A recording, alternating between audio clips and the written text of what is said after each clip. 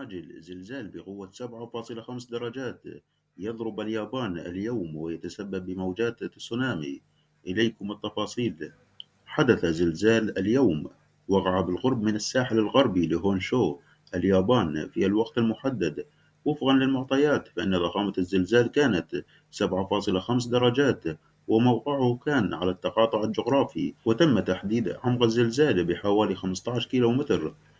وقالت هيئة الإذاعة والتلفزيون اليابانية إن زلزالا بلغت قوته 7.5 درجات على مقياس ريختر ضرب شمال وسط اليابان اليوم الاثنين، متسببا في موجات مدعاة تسونامي.